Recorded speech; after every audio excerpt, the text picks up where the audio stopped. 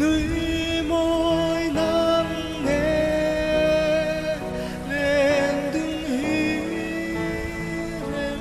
về xe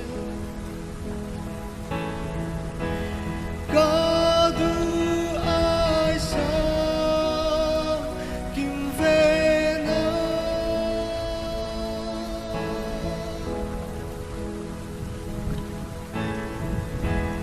an sui cây tiếng sắc quê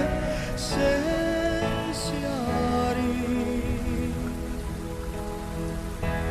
đằng tên lên la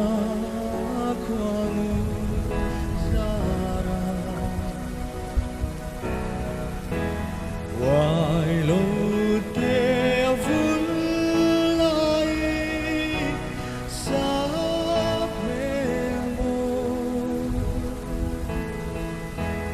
hồi lâu pariang kata vulzero núi môi nắng nghe lên đứng hí rem về xe cả tu ai xa kim về na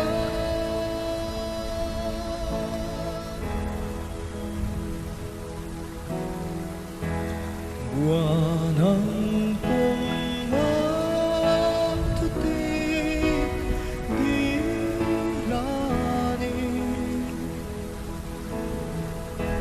engdan dolo regadon poi rem về sẽ thính lại lưu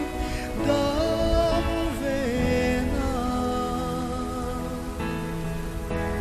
chuai